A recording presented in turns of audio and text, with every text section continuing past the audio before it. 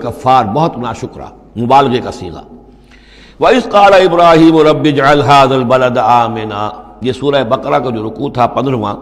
اس سے ملتا جلتا یہ مضمون آ رہا ہے۔ اور یاد کرو جب کہ کہا تھا ابراہیم نے،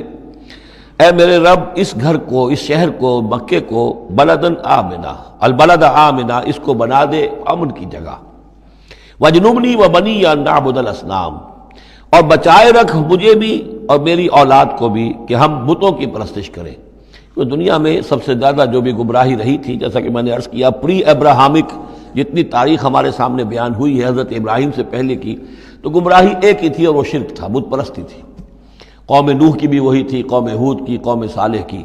تو حضرت ابراہیم علیہ السلام کے زمانے میں بھی بت پرستی تھی، انہوں نے بتوں کو توڑا ہے، بہت بڑا بت خانہ تھا۔ پھر وہ ستاروں کو بھی پوجتے تھے، پھر ان کے ہاں وہ سیاسی شرک بھی تھا کہ نمرود جو ہے وہ دعویٰ کرتا تھا کہ مجھے اختیار مطلق حاصل ہے، جس چیز کو چاہوں میں حکم دوں، جس چیز کو جائز چاہوں کروں اور جس چیز کو چاہوں ممنوع قرار دے دوں۔ تو اس میں فرمایا وَإِذْ قَالَ إِبْرَاهِيمُ رَبِّ اجْعَلْ هَذَا الْبَلَدَ آمِنًا، اے رب ہمارے، اے رب میرے، اس شہر کو تو ایک امن والا گھر شہر بنا دے، وجنبنی وبنی، اور مجھے اور میری نسل کو، جس کو میں یہاں آباد کر رہا ہوں، اس سے بچائے رکھ کہ ہم بتوں کی پرستش کریں۔ رب انہن اضللن کثیرا من الناس، پروردگار ان بتوں نے پہلے بھی بہت سے لوگوں کو، انسانوں کی عظیم اکثریت کو گمراہ کیا ہے۔ فمن تبعنی فانہ منی، تو جو کوئی میری پیروی کرے،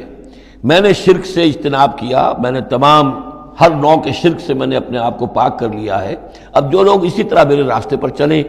اسی طرح شرک سے دور رہیں، توحید کے راستے پر گامزن رہیں، تو وہ تو میرے ہیں ہی، مجھ میں سے ہیں، ان کے ساتھ تو تیرا وہ وعدہ جو ہے وہ پورا ہوگا۔ لیکن وَمَنْ عَصَانِی، جو میری نافرمانی کرے، غلط راستے پر چلے، فَإِنَّكَ غَفُورٌ رَحِيمٌ، تو غفور اور رحیم ہے۔ اب یہ بھی سمجھیے کہ اپیل کی شکل میں ہے کہ گناہ گاروں کے لیے بھی حضرت ابراہیم اواہ حلیم منیب، یہ الفاظ ہم پڑھ چکے ہیں، بہت ہی یعنی نرم دل، بہت شفیق، بہت رؤوف، اور یہی وہ انداز ہے جو حضرت عیسیٰ علیہ السلام نے اختیار کیا یا کریں گے وہ قیامت کے دن۔ ان تعذبہم فانہم عبادک وان تغفر لہم فانک علی کل شیء قدیر، اگر تو انہیں عذاب دے تو تیرے بندے ہیں، جس طرح چاہے عذاب دے، تیرا اختیار مطلق ہے، لیکن اگر تو معاف کر دے تو بہرحال تیرے اس اختیار کے اوپر بھی کوئی شخص نہیں ہے کہ جو اعتراض کر سکے، تجھے ہر شے کی قدرت اور اختیار حاصل ہے۔ تو یہاں بھی وہی انداز ہے، فمن تبعنی فانہ منی ومن عصانی فانک غفور رحیم، ربنا انی اسکنت من ذریتی بواد غیر ذی زرع عند بیتک المحرم، اے رب ہمارے، میں نے اب یہاں ربنا آ گیا ہے، اس میں معلوم ہوتا ہے کہ حضرت ابراہیم کے ساتھ حضرت اسماعیل بھی شامل ہو گئے، ابھی تک اس میں رب چل رہا تھا۔ ربنا انی اسکنت من ذریتی، میں نے اپنی اولاد، اپنی نسل کی ایک شاخ کو، من ذریتی، اپنی نسل کی ایک شاخ کو آباد کر دیا ہے، بواد غیر ذی زرع، اس وادی غیر ذی زرع میں، جہاں کچھ پیدا نہیں ہوتا، کوئی نباتات نہیں ہے، کوئی درخت نہیں ہے، کچھ نہیں ہے، بالکل ایک بنجر علاقہ ہے، کوئی پیداوار نہیں، عند بیتک المحرم، تیرے پاک گھر کے پاس، تیرے محترم گھر کے پاس۔ جیسا کہ میں نے پہلے بھی عرض کیا تھا، بات صحیح یہی معلوم ہوتی ہے کہ یہ حضرت آدم علیہ السلام کا بنایا ہوا گھر ہے،